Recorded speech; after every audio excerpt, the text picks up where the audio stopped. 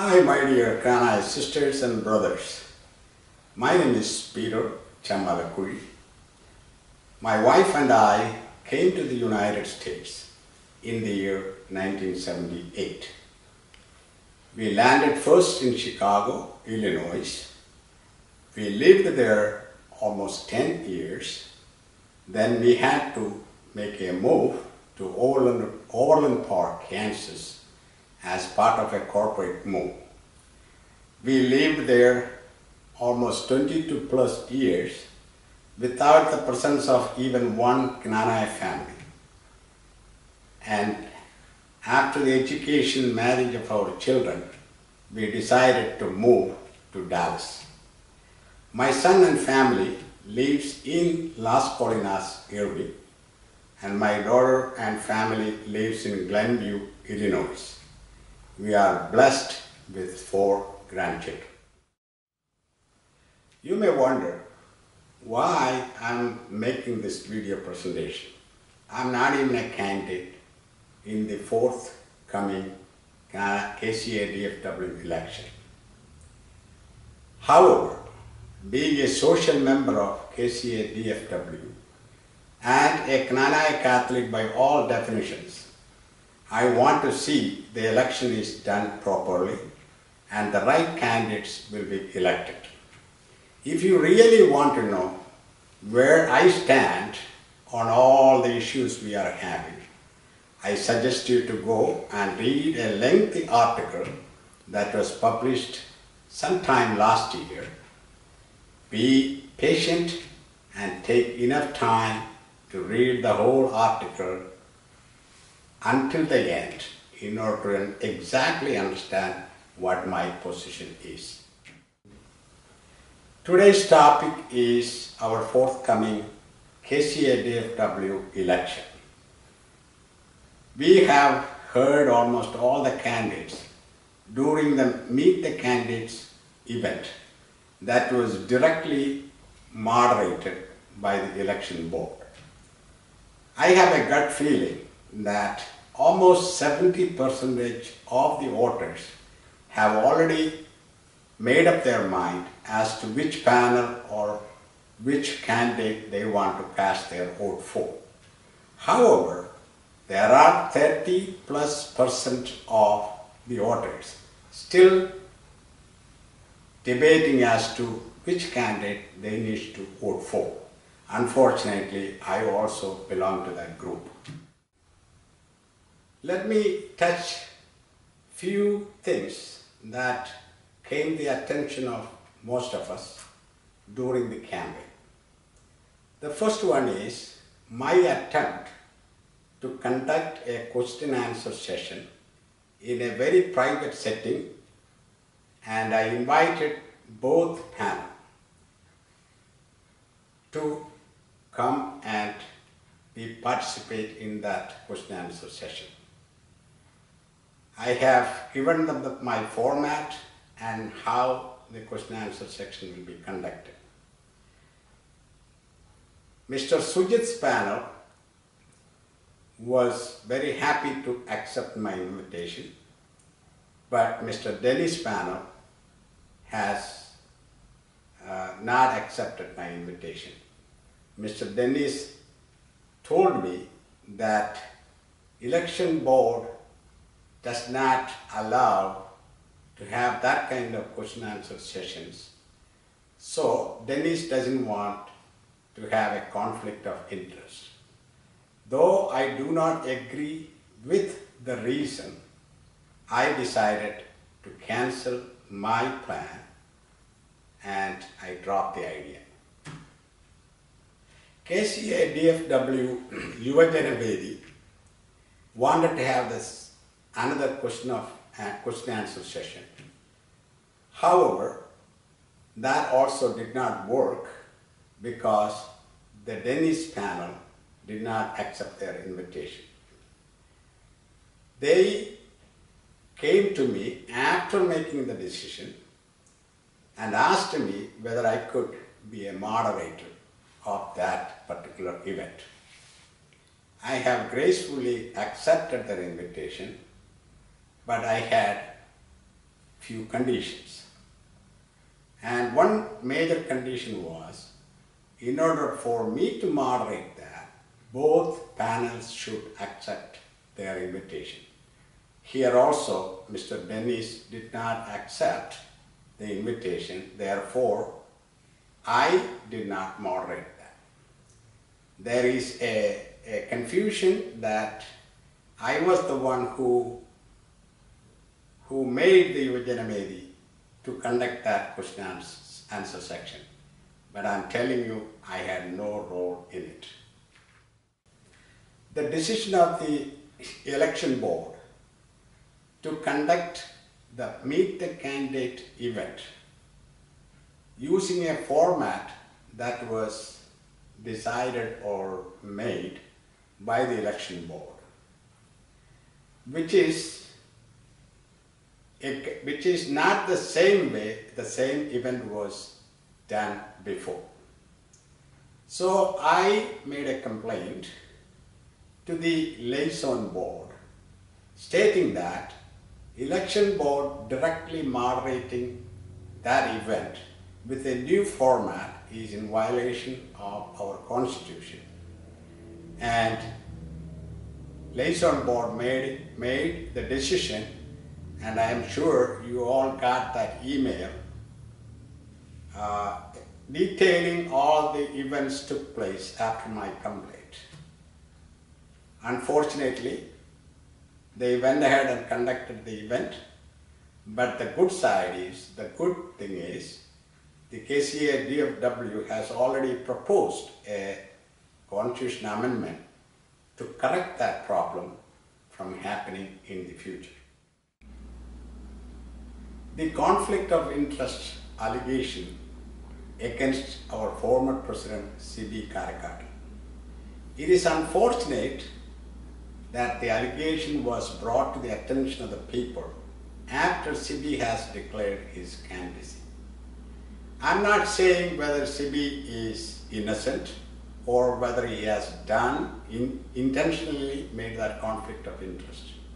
What I am suggesting is there is some political motive behind the publication or disclosure of this allegation during this campaigning season.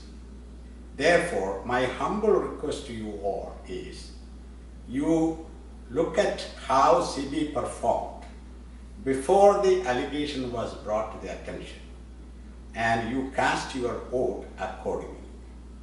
I'm not saying you have to vote for CB or against CB. It is just a humble request. The proxy letter issue. I know there is a complaint about the way the proxy letter has to be notarized, or the ID of the signer has also to be brought to the attention of the election board before they cast their vote. But this is what I have to say. The only thing we need to worry about is whether the proxy was notarized prior to the announcement of the election or after the announcement of the election. If it is done after the announcement of election, that should be a very legitimate proxy letter. Further, for your information, I want to tell you that any notary who violates his basic responsibilities will be penalized and disciplined in the event he does anything illegal. Also, whoever gets this proxy letter, he forge or manipulate that proxy letter and use that proxy letter to cast the vote. He also is doing a crime and he or she can be penalized as well. The nomination paper issue or nomination form issue. I'm not sure how that nomination form was changed or updated by the election board without the permission of the executive committee. The form was already in place and that is published in our website, American Kingdom.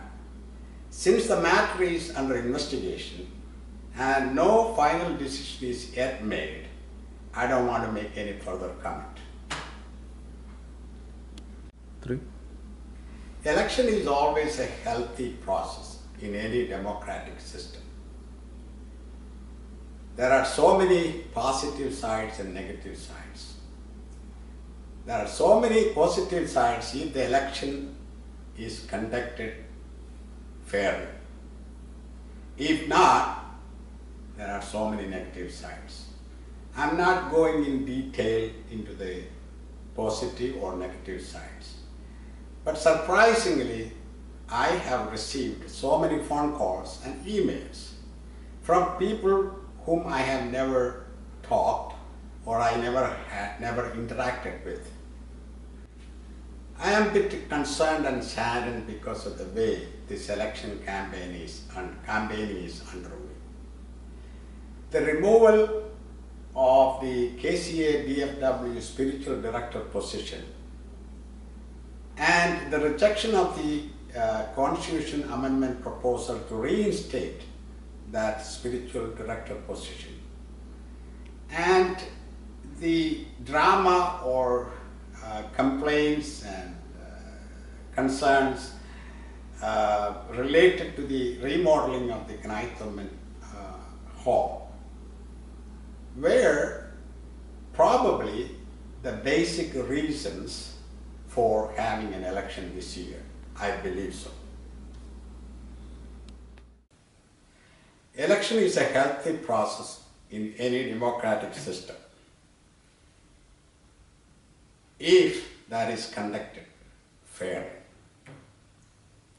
We have the opportunity because of this election to interact with so many new arrivals in Dallas. Unfortunately, I am a bit saddened because of the way the campaigning is underway. The removal of the spiritual director position in KCA DFW and the rejection of attempt to reinstate that spiritual director position through a constitution amendment, and all the drama took place around the attempt to remodel the Knaithaman Hall, where I believe were the most important reasons why we have a highly contested election this year. The removal of the spiritual director's office and the rejection of the attempt to reinstate that office through a constitution amendment, and all the opposition or drama that was taking place about the Knaithaman remodeling effort, I believe were the basic cause of having a highly contested election this year. Unfortunately, the cooperation and trust between the hierarchy and the laity is at a very low level now. Both panels claim they have some sort of magic to bring back that trust level to a higher level, and unfortunately, I have a difficult time to believe that. Sometimes we say that our hierarchy and the laity are two sides of the same coin or two hands of a human body. The million-dollar question here is, who is in control of who? Whether the hierarchy is in control of the laity or the laity is in control of the hierarchy. This is the major issue we are confronting with. Whether the laity has to be flexible or the hierarchy has to be flexible is the question. If the laity has to be flexible, how far they have to be flexible. If the hierarchy has to be flexible, what extent they can be flexible given the system, the Roman and Syro-Malabar Catholic system now following. Unfortunately, it is a very troubling truth that even His Excellency, our current Pope, Francis, is unable to put in practice his modern way of thinking about how the Christianity and the system should work. Because the Orthodox subordinates of Pope Francis are unwilling to put his policy or ideas into practice. So we have heard so many promises delivered through emails and the Meet the Candidate program announcements by the candidates. Unfortunately, I have discovered that most of the candidates does not know basically what actually happening in our community. I had a lengthy conversation with some of the candidates and I have asked so many questions to them, and I have discovered the following unfortunate truth. Most of the candidates have no idea what actually are the root causes of our community having problems. Some of them have no idea what are the cases now pending in Indian courts that are filed by the exogamous class, meaning those who married from outside of our community, against the endogamous culture being practiced in our church. Almost all of us had no opportunity to see the actual directives issued by the Cardinal of the Oriental Congregation of Eastern Churches in Rome. It is unfortunate that those are still kept as top secret by our hierarchies. Hope you remember an attempt by the hierarchy, local hierarchy leaders, to file an appeal to the directive that was issued in December of 2018. Towards that goal, we had a signature campaign, and I hope you remember our people signed in that petition. I have discovered that few of our candidates had signed on that petition even without seeing a copy of the directive against that the appeal was filed. Here candidates believe and they think they can import all that Eastern style of practicing our culture into the United States and attract our American-born confused bases. You know that term, ABCDs. Those are the kids born and brought up in this country. And they believe that by extending some office positions in KCA DFW or KCC NA or arranging some programs according to their taste can attract those kids. Unfortunately, none of those will work because the kids born and brought up here, they cannot afford to accept the Eastern way of culture or practice in the United States. The next mistake we all do, both hierarchy leaders and laity leaders, we never study the ground where we're going to play the game. For example, ground hockey cannot be placed on top of ice. Ice hockey cannot be played on top of hard surface. Unfortunately, our leaders are not taking the time to study the ground before they start playing. I lived in this country almost 40 plus years. I raised 2 kids, and I know the mindset of the kids who are born and brought up in this country. They hate this Eastern way of conducting our culture here. They don't want anyone to tell them who to marry or who should not be married. Our parents insist them and demand them to marry from within our community. Unfortunately, those kids simply cannot understand that language. They say the endogamy thing is nothing but a crap, nothing but a nonsense. But we are all struggling to establish that in this land of melting pot. It is an open secret that our community are in a vicious circle. It is very difficult to come out of that vicious circle unless we, both hierarchy and laity, together work hard to get out of that vicious circle. I know we have so many challenges out there. Let me try to summarize or list those major challenges we are facing.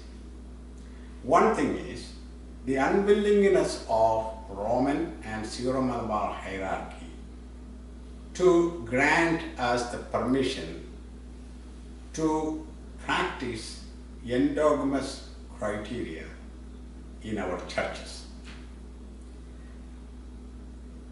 That two, our own hierarchy are unwilling to fight standing next to us in order to get that permission from Rome and or Syro-Malabar hierarchy. Third, so many cases being filed by the exogamous class in our Indian courts. Our community and our diocese spending a lot of money to defend those cases. Unfortunately, in my outlook, the chances of winning that case is very slim. The change in the culture of the next generation children all over the world. We have a one family culture now being developed all over the world. When we elders are fighting each other and getting divided on a daily basis. Lastly, our children born and raised outside of India. As I said before, they simply don't understand what we are trying to establish in this land of melting pot. They simply don't care. If we are trying to bring or import all those Eastern style to be practiced in the United States, tough luck, guys. This was tried by almost all immigrants came to this United States. Italians, Irish people, Germans, Russians, you name it. All of them eventually ended up in joining the melting pot culture. We are also going to face that. So unless and until we, the whole community, both hierarchy and laity, work together as a team, our community possibly will be extinguished in 20 to 30 years from now.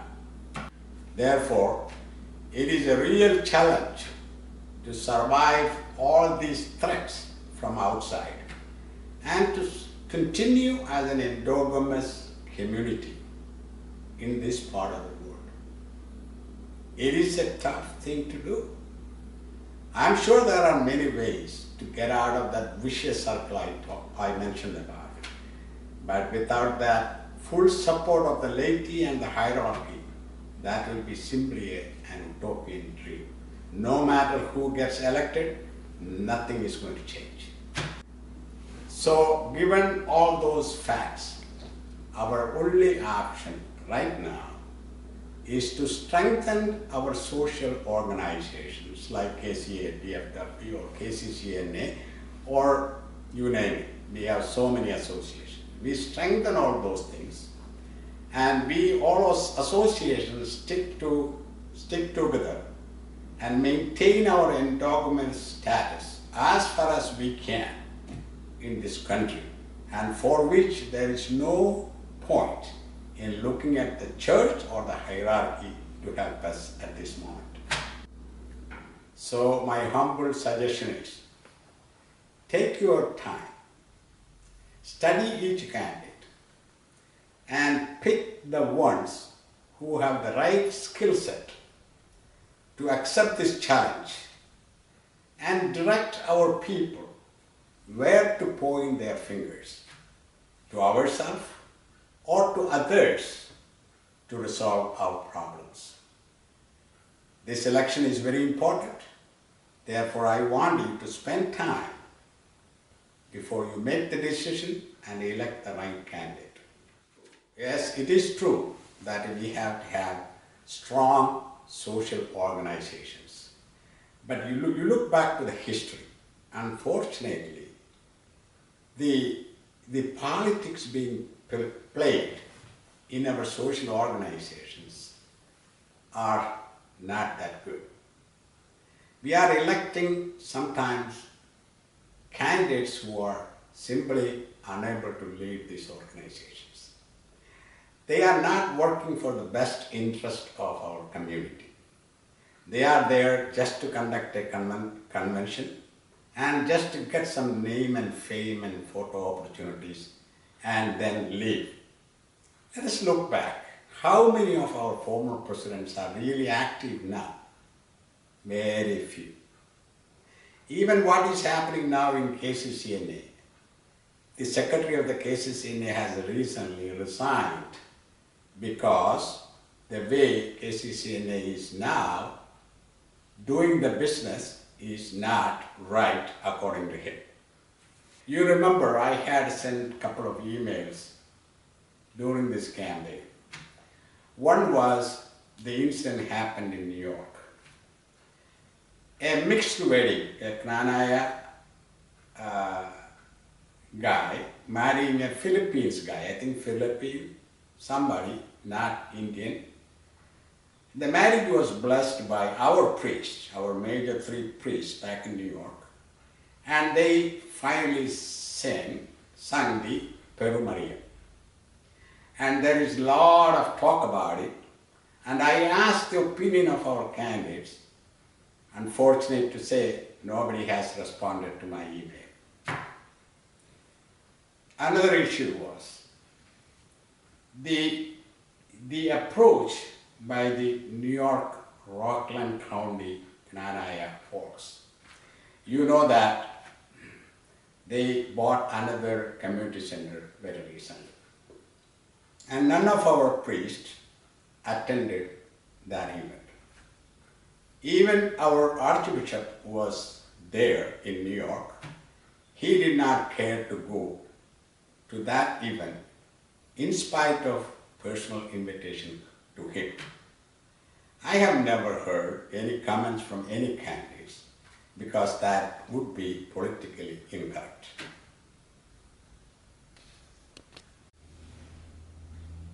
To make this video so short, I know I'm a very detailed-oriented person, but I have to conclude this. Unless and until both the laity and the hierarchy come to harmony, we are not going anywhere. We will be dismantled in no time. You know that so many churches like ours was built in the United States, and all of them were sold.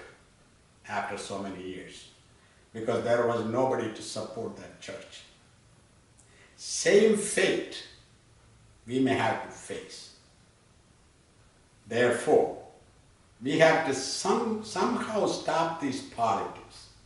Somehow we have to do it.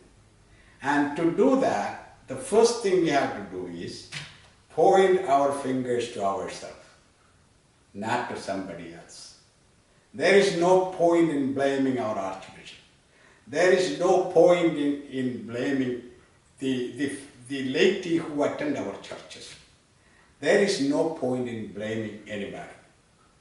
If you want our church to work with us, we the laity should remove that unskilled labor from us and start reacting not through complaint or petitions, but through our actions.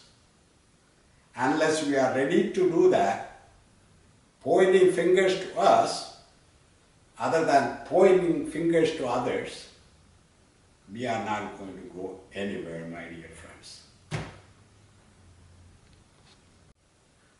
Since I have made a decision not to write or publish anything regarding our community issues from now,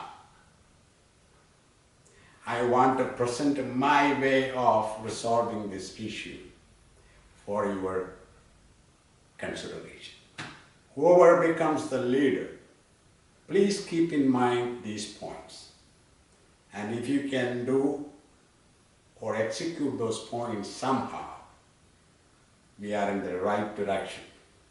Otherwise, my only appeal to you, my dear parents and my friends, just stop worrying about this. Stop spending your valuable time. Just focus on your family and children, because they are raised in this country and they have to face this world based on the culture in this world, and they have to become somebody in United States and not in Kaduthuthi or Nindur or in Kotte. So please, my younger parents, please the younger parents, stop this crap. Take time to be with your children. Love them. Do whatever they can to raise the right way and give the rest to the Almighty God. The following questions to yourself. Are we not financing our church? Yes or no? Ask.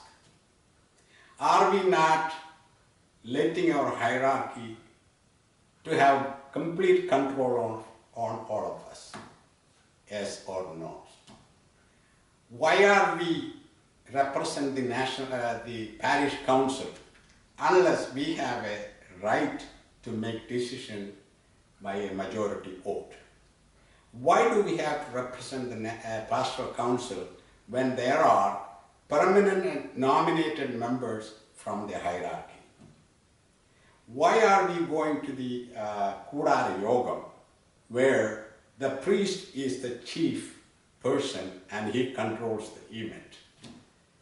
Why are we kicking our children or demanding our children to marry from within our community when they live in a land of melting pot? Why can't you love them? Why can't you tell them what our interests are? And I am sure our children will do to satisfy your dream, if there is an option. If not, why you destroy your life? In the name of God, in the name of this endogamy crap, in the name of this dirty Catholic system that we are going through now, if a priest rape a teenage and make her pregnant, our church will say, keep praying.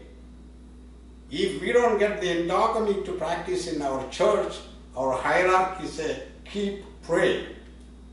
They are not willing to take that stick and stand with the laity to fight for our right.